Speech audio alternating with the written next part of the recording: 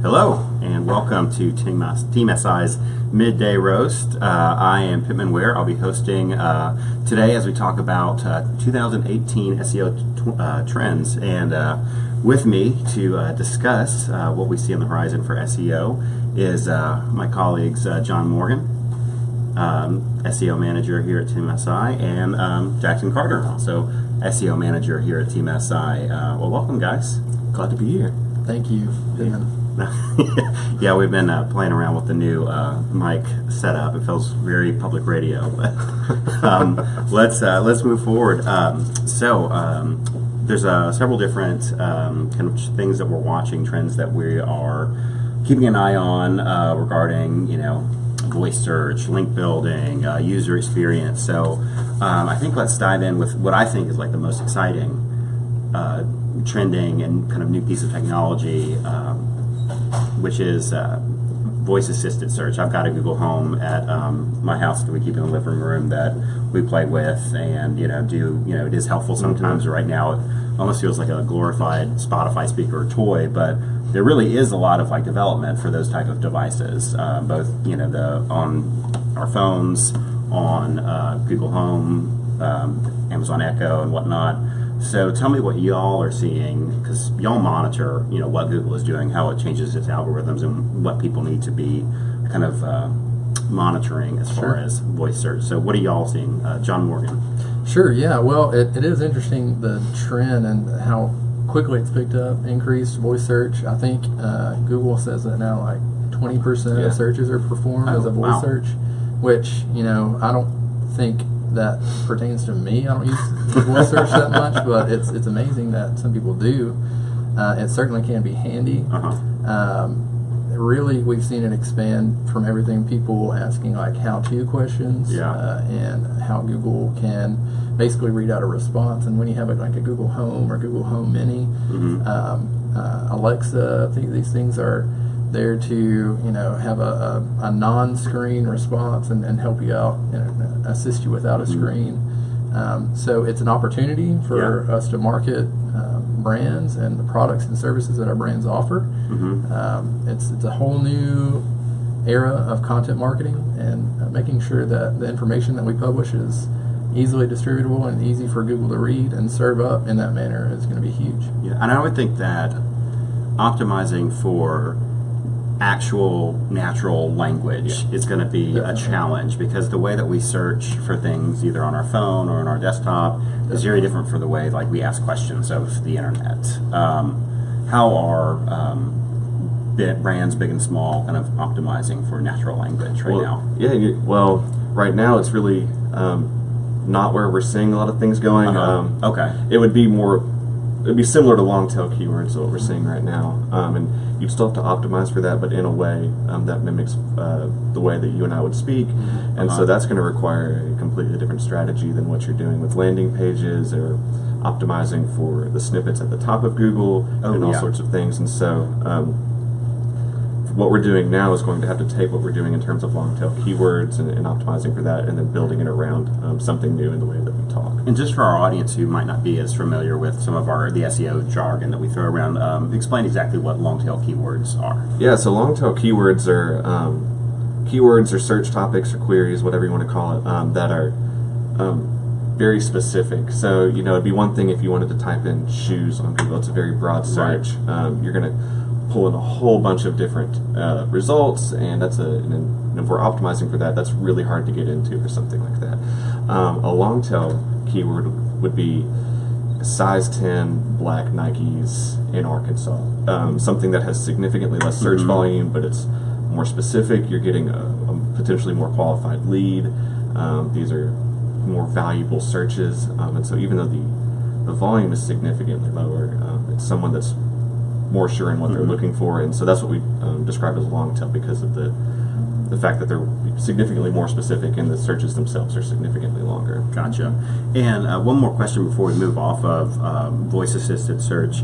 I would think that one of the first areas that we're seeing kind of growth in people really trying to optimize for voice-assisted search would be in places, businesses that have like locations. Because I know that is something I use voice assisted search probably most when I'm driving, and but I need to like find directions for something or find where the nearest this is. Are we Or seeing a just lot call, of that? Yeah, that's a huge deal, and I do the same thing when I'm driving down the road. If I'm headed somewhere, for example, it's about lunchtime now. I want to call ahead and place an order. I can tell my phone to call, a local restaurant, and so making sure that information is correct, looking at from the business owner's perspective, is huge, because if Google doesn't have that information, they're not going to be able to direct me right, through that process and make it easier. So, And I might end up at a competitor instead that was more yeah, convenient. for sure. That was down the street. yeah, exactly, or somebody's house or something like that. Random person. Cool, good to know. So next topic, and this one feels kind of a little old school, but it's still, everything that I'm reading about 2018 SEO, it's still going to be important, is link building. I mean, we've been talking about link building for what, a decade? At least, Now? yeah. I mean, For a very long time. But what I've read and what I'd like John, you to answer is Google seems to be really turning this more and less about link building and where your links come from and how high quality are, but actually kind of managing the relationship you have with other online content and domains and URLs. Am I correct? And that's a great way to sum it up. And like you said, we've been talking about link building for a long time, and every year we'll see something to the effect of like, link building is dead. There's no, it's not worth your time. All this kind of stuff. And really, and this is the most cliche thing I think in SEO right now, and that goes back to the quality of your content, right? We beat that horse time and time again, but it is worth saying that if you have something unique, something that's very useful, if you're helping your user, your target audience, then that content is more likely to get shared, and we can definitely see that on social media, the effects of that. When you see something presented in a new way, it's more likely to get shared, and that goes the same for online publishers. So if something's going viral on Facebook or on Twitter or something like that, a news outlet is going to be more likely to publish it, and they're going to link back to you. A blog that's in the niche of the product or service that's being talked about is going to talk about it.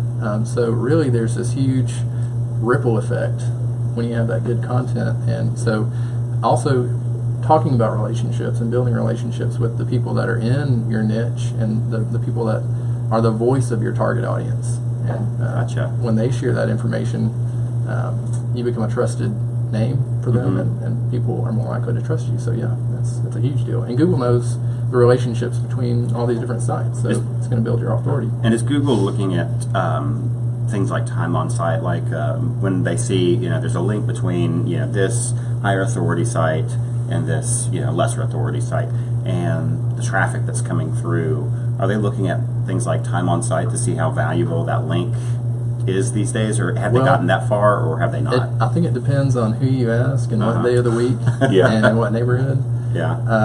You'll get a different answer. I definitely know they have the capability to see how long you've spent on a page after you've clicked through from a search result. If you hit the back button, right? If you didn't enjoy the content that you saw after you've searched for something and clicked through, and you only spend 5 seconds on the page, odds are you weren't a satisfied user, right? And so, are they going to be likely to promote that if they know that? If 1,000 people have a very short time spent on the site and they bounce back, that's not a good signal for people that are clicking through to that result. Google's going to be plugged into every website on the internet, just about with Google Analytics. Is the code is there. So they have that data. It's there. Yeah. Interesting.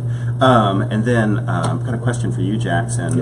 Another kind of facet of link building or relationship management that people are expecting changes for this year is guest blogging and the SEO impact that guest blogging has on brands. Yeah, so guest blogging is one of those areas that can be kind of a feast or famine when it comes to SEO. Guest blogging for years has been a great way to potentially game the system and relying on a lot of great content potentially, but it's a way to move things along and try and build yourself up as an authoritative force. And so Google's come down pretty hard on that, and they've alerted everyone that this is not an area that they're going to play around with a lot. And so while guest blogging can still be a great way to build links and put good content on your site and build relationships, build relationships and authority, it's going to be more about managing that wisely. You want to make sure that you're putting relevant guest blogs on your website that pertain to what you're about. You're not going to want to spam your site with guest blogs. You're wanting to make sure that those are linking to relevant things. And be transparent. Being transparent for sure. Okay. And letting people know that these are guest blogs. Because if you don't, Google does, like we were talking about, Google knows all this stuff. And when they see that, they're going to slap a penalty on you. And so even if the content is good or whatnot, it doesn't matter because no one's going to get to see it. Yeah. And so, guest blogging can still be a way to maintain that stuff. But you've got to definitely be careful about it because it can end up being bad. Well said. Yeah. So moving on from guest blogging and link building and all that, and this is something that we heard a lot about in 2017 directly from Google, that it was things that they were measuring and that was going to be a much more important focus in the future. And of course now we're hearing about it in 17 is user experience. Things from as far as how fast the site loads to what the user does on the site, how it interacts. Tell us a little bit about Google's efforts this year and then what we're looking at next year as far as Google user experience for SEO purposes. Yes, and this really closely ties in with another topic that we're going to be talking about a little bit. So it'll be a great segue, but we'll get there when we get there. But really, the key is making sure that your users, if they're on a desktop device, that they have a great experience and it's easy to use, or if they're on a mobile device, right, that it's easy to use and they're able to consume the information that they came there for. So really some key things to look out for are making sure that your navigation makes sense on your website. It's something that's really easy to overlook in a web development process, is to just tell your web developer, okay, I want these pages to be in my navigation. And really, you can be really strategic with it. And if you have Google Analytics installed, you want to check Google Analytics, and you might find some surprising things in the pages that people are visiting that you wouldn't have expected. And so you can make those more prominent by putting them in your navigation and helping people get where they want to go faster instead of making them click around or use the built-in search. You can, if your site has a search bar, you can integrate that with Google Analytics and you can see how people are searching on your site, and sometimes you can have some really cool insights there. If people are searching for something that they don't have, they have trouble finding it, then you can put that on your homepage instead of making them search for it. And so you're really making that user experience have a lot less friction. Gotcha. And so that's a really big deal. And like you said, load speed is a big part of that, especially on mobile devices. Are we seeing much in the way of ranking penalties for poor user experience and load speed, and are we seeing just more rewards, or is it more carrot or stick? I guess that's a good question, and it can be a little bit of both, because here's the deal. Typically, when you see something like a black hat practice, where sometimes like a cloaking site, or if there's like hidden text or these kind of things that we typically coin them to be black hat, well, those typically result in a bad user experience. Right. So that's going to get you a penalty in that regard. But there are things like a page load speed, for example. It's a great example. If you have a really slow site, you're not going to get a penalty per se, but what you will see is Google's going to reward you for having a faster site, faster page load speed, and your conversions are going to go up if you have like an e-commerce site, or if it's on a landing page that's really low in the funnel. Because I think the number that we saw a couple of months ago is that for every second that takes longer than average for your page to load, you will see a 20% reduction in your conversion rate. Wow. Yeah. So it's huge. It's really huge. People are impatient in today's day and age, and that conveys the online experience as well. And that brings us to another little thing that we've been seeing around Google search engine results lately. This little thing that says AMP next Yeah. to next to certain results and not others. What does AMP stand for? Accelerated Mobile Pages is what AMP stands for, and it's this new thing that came out really in 2017, and it's started to gain steam, and it's really just kind of this bare bones sort of web page that is speed first. I mean, that's really all the whole point of that is to deliver content extremely fast. And Google has been encouraging more and more people to switch to AMP. They're rewarding those people definitely by putting AMP pages at the top, especially on mobile results, because it is a mobile specific result. But yeah, it's something that really has been focused towards speeding up the user experience, giving people the pages quicker. You sacrifice a little bit in terms of what you can do on an AMP page, because it's really stripped down in terms of HTML and stuff, but it allows for a good user experience, and it gets stuff that you want fast. And just in case our audience is confused, is AMP its own platform, or is that a design standard? What exactly? How do you go about creating an AMP site? So it does require different sorts of code than what you would normally see. It is an AMP specific HTML. There's no JavaScript involved or anything like this, and so you really just are taking the essential elements of a web page. HTML5. Yes, very bare bones. Yeah, and so so not every page is AMP. You have to rebuild all sorts of pages if you want to do that, or what Google is doing is encouraging people to build AMP first. For a lot of stuff. But for landing pages. For landing pages, you see a lot of news sites with AMP pages. And so it's definitely something that's gained steam and has become quite popular, especially for information. Gotcha. Okay. Very cool. And then, AMP also leads us to, back to the discussion of mobile. I can't believe we're still talking about mobile, but it keeps being put on the horizon. It was put on the horizon in 2016, 17, now 18, and I think this is, correct me if I'm wrong, but is this the first year that mobile truly surpassed desktop in most It was either this year or late last year. Okay. But I think we're seeing about 57%, depending on who you ask. But so most statistics are showing 57% of searches are on mobile now. And are there many new developments as far as SEO, mobile SEO, that you see coming in 2018, or are we kind of holding? So you definitely. Tell me about this.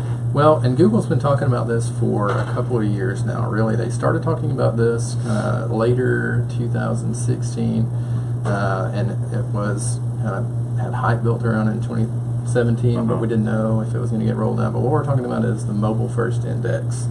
And so that kind of it gets confused a lot. But what the idea is that traditionally Google has when they crawl the internet, when they have their crawlers go over pages, the pages that they save in their index were the desktop versions of the pages in the website. Okay, so since we're seeing 57%, more than half of searches are on mobile now, they're going to switch their focus from saving the desktop version of pages to saving the mobile version of pages. Meaning that's what will be crawled. That's what's going to, well, they'll still crawl desktop pages. So they're going to crawl the mobile but first. The priorities will be put toward mobile. And really, for most people, for most sites, this isn't going to be a huge deal if you have a responsive site already.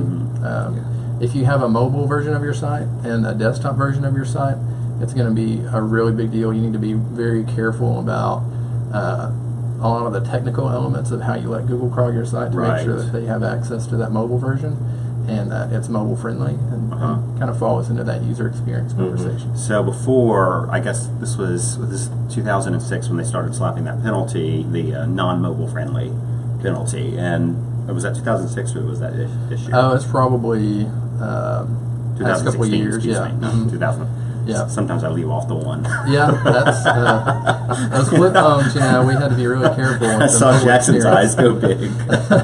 those flip phones have a big mobile presence. But no, that was probably past couple of years, and because they saw the trend where the searches were really picking up on mobile devices, and the experiences were getting. I mean, we had better technology over like LTE and stuff to get pages served up faster, and so as the experience became better, people knew it was going to be a more reliable experience, and started to use it more. So yeah. And so, whereas a mobile site was fine, we're looking at 2018, and maybe a mobile site is not fine, or one that has a stripped down experience or content or navigation. It definitely presents tricky. A challenge. I think is a good word for it. You're better off with responsive.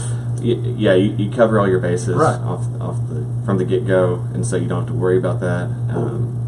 And so there's less work involved, and I think it provides a better user experience in the first place. So yeah. I agree.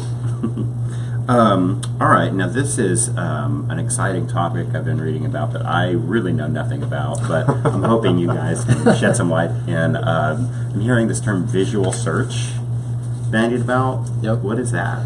Well, it can be a lot of different things, to be honest. So there are a couple different things that I kind of wanted to talk about, and you guys can chip in if you have another idea of what visual search can mean. But so one idea is the idea of, and Bing has rolled this out pretty recently, where you can go into like a Bing images search, which they've had for years.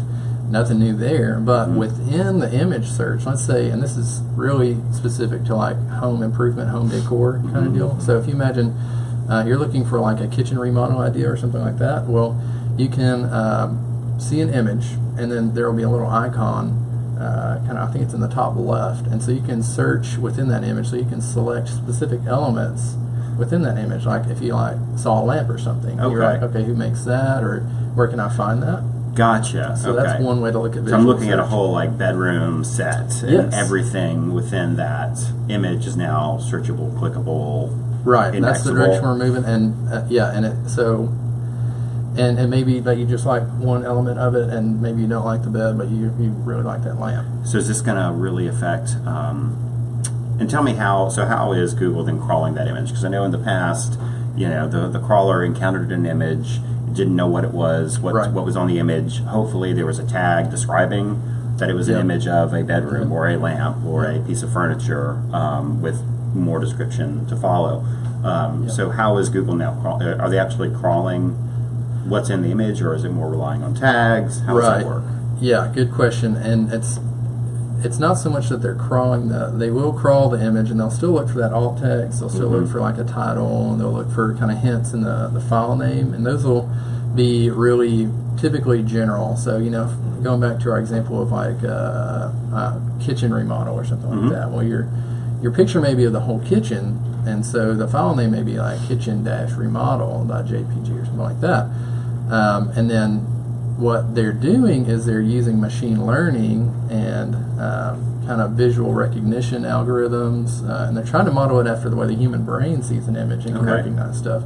So they'll have this huge collection of images of the same things from different angles, different colors, and they will have computers analyze these images across just this huge varied collection to pick up on these patterns. They can recognize things even if it wasn't in that collection going forward. And so that's the kind of the second part of visual search that I wanted to talk about, and it's being able to do that on the fly. And like I have a Pixel 2 that I got a little while back, and so there's something built into the Google Assistant where you can turn on an image search, and so you can like hold it up to something. Like I tried it earlier on the Keurig, and just to see what would happen, and so it'll say, okay, I'm analyzing what's in the picture, something like that, and it didn't recognize that it was a Keurig, so you can kind of tell what point they're getting at. It was like, we're not sure, maybe this is a machine. Wasn't this an episode of like Silicon Valley? That sounds very familiar. Like not hot dog.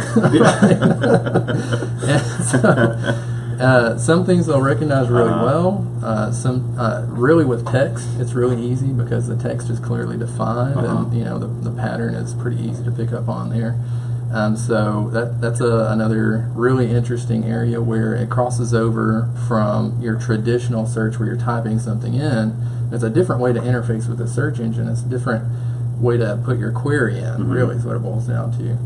So it's going to be interesting, and right now we're not seeing a lot of people monetize it. That's going to be really interesting going forward, because right now, like on my Google Assistant, if I was to do the Keurig, well, let's say it recognized the Keurig in the first place. I would imagine down the road that you would be able to advertise within that result, Oh, right? yeah. And say, oh, you want a Keurig?